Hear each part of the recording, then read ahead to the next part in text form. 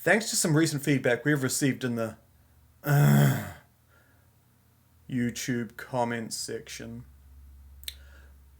I've been advised to issue a warning before each of my videos stating that Your Move TCG is purely for entertainment purposes only, and I take no responsibility for your lack of success in your tournament scene.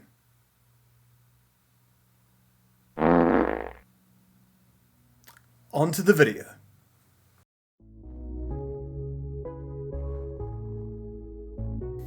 Hello everyone, welcome back to the channel. My name is Kezza, and today I am bringing you my undefeated from locals Cyber Dragon deck profile there. Through a series of unfortunate events, I'm still waiting on my cards from Power of the Elements to turn up. So, drunk and horny, I went back to an old friend of mine. Cyber Dragons. But why Cyber Dragon though? 1, I'm lazy and it's a deck I know really well. 2, thanks to Power of the Elements, Splite has been turning every hobby league into that one episode of Smiling Friends. Hello. So with that, I managed to scrape myself a win at locals, undefeated with Cyber Dragon, and with that, let's get into the deck profile. Right, so getting into the deck profile now. So starting off, get our boy. 1, 2, 3 classic Cyber Dragons. 1, 2, 3 core your deck. Who hasn't made that joke before? 1, 2, 3 hers.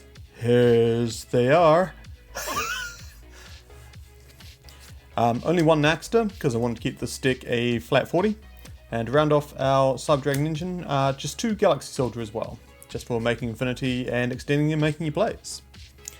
Next up, we've got the non-Cyber Dragon monsters of the deck. We've got 1 Jizukuru. Really great to be able to search Kaiju, especially in this format. 1, 2 Therion King Regulus. I like being able to put up, not only is he a negate, but he's a big body and he doesn't use the extra deck as well. Because sometimes if you get like Dimensional Barrier flipped on you, you've got absolutely no plays with Cyber Dragons. So having some card like this, like Regulus, is actually really cool. We've got 1 Pancratops, because it's a really good going second card, and this deck does blind second. And 1 Alpha, the Master of Beasts as well. Same deal as Pancratops. Really good card. Non-targeting removal. He is just great all round. So yeah, you'll notice that that is the end of the monsters. I main deck no hand traps whatsoever. So 1, 2, 3 spells. Cyber Emergency. 1 Cyber Repair Plant. 1 Cyber Load Fusion. 1 Rev System. And 3 Machine Duplication. These like your standard core spells that you always see in Cyber Dragon decks there. Now, next on to the spells that, yeah, I just wouldn't be here without these things. So I went 3 Tactical Talents, 3 Dark Ruler No More, 3 Super Polymerization, and 1 Called by the Grave. These cards, along with 3 Infinite Permanents here, holy crap, these are your hand traps.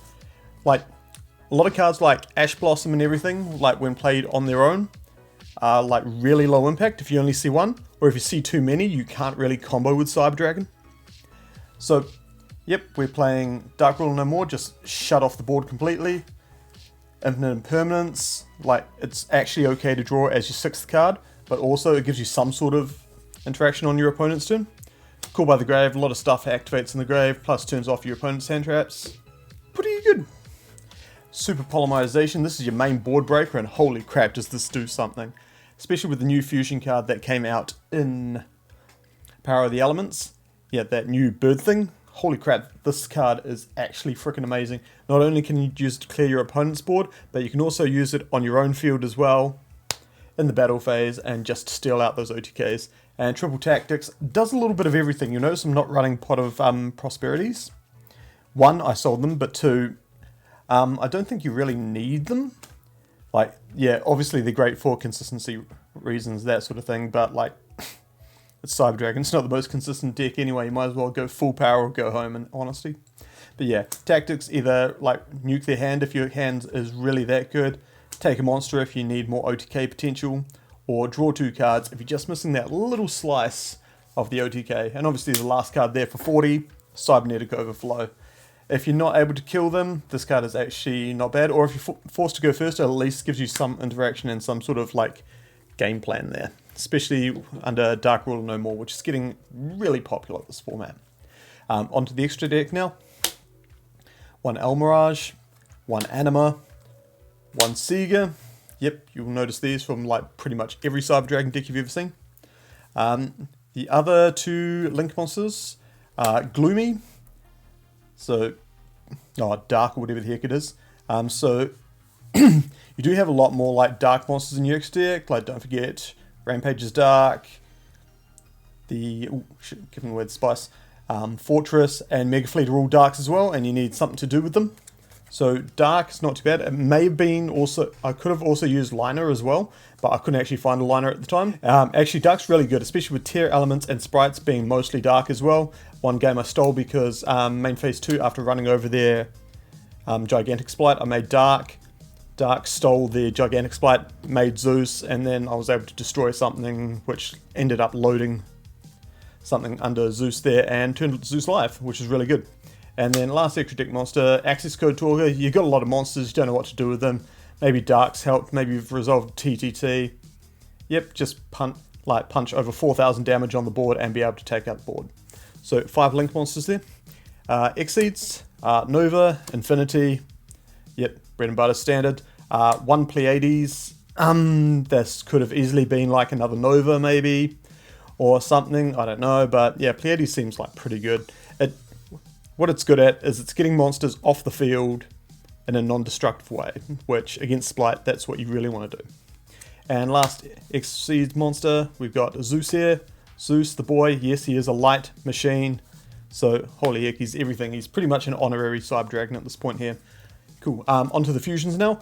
First up, Rampage Dragon, level 5 machine, pretty much only used, I think I only went into him once, and that's like with Cyberload Fusion shenanigans in the battle phase, just being able to punch for an extra 21 damage when like you didn't have deads there. 1 Fortress, because yep, machines, great. 1 Mega Fleet, there was a point where I kind of wanted 2 there, but I mean, if this deck performs what it's meant to do, which is just literally shell out an OTK on your opponent, then yeah, 1 Mega Fleet's all you need. This card alone also makes your regular Cyber Dragon. Yep, this old guy, the old busted 2003 Cyber Dragon, being able to out a Splite board, because like literally you special summon this, doesn't start a chain. So if they don't know what you're up to, you just contact away their Splite Elf and the Cyber Dragon for Chimera Tech Mega Fleet 2400 attack, run over the Toad. Sure, they get to add back from the grave, but main phase 2 you can just break the board and be like absolutely clear there. It's good. Also Dark as well for Dark, the Link 2, so cool. And then 3, that's 12 there, and then 3 Super Poly targets here. 1 Starving Venom Dragon, most of the Tier Elements are Dark, most of the Splites are Dark, so yeah, good. 28, blows up the field, it's not bad, and he can also gain a crap ton of attack as well. 1 Dragoseptalia. Yep, fusion monsters are pretty big in the format, so being able to go into a quick play monster negate is actually pretty good. And then the bird of the moment is Garura. If you don't know what this is a new card from Power of the Elements. 1500 attack, so yeah, it doesn't sound like much, but when it attacks directly it can do double damage, so if you manage to get this away in the battle phase when they're not suspecting it, and punch direct, they're like, oh yeah, cool, I take 1500. No, friend. No, you are taking 3000 damage there. If it goes to the grave, you get a draw, which is really nice. Yeah, so yeah, this really clears out Splites, clears out Tier Elements. It is godly. This thing's insane. Onto the side deck now. Now, I really didn't think too much about this, but yeah, this is pretty much where all my hand traps went to.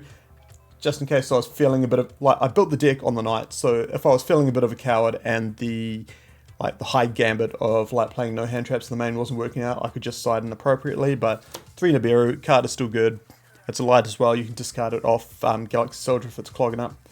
3 Ash Blossoms, generic as anything, nice feat Medea. 3 DD Crow because it's the flavour of the moment, really good at hitting Splite targets, especially Elf targets, as well as Tier Elements, so they don't resolve for fusions. We've got 1 Harpy's Feather Duster for back row, as well as Lightning Storm for back row. And then 3, just because I've got 3 of them, Ultimate Slayer. It's really nice. If you need to clear off a fusion monster, like you pretty much play every mechanic under the sun here. You've got links, you've got Exceeds, you've got fusions. Yeah, you've got everything under the sun here. So yeah, Ultimate Slayer, really good. Helps push for OTK. Doesn't destroy, spins it back to the deck. So yeah, it's really good. But yeah, that's the deck profile. Took a surprising win at Hobby League.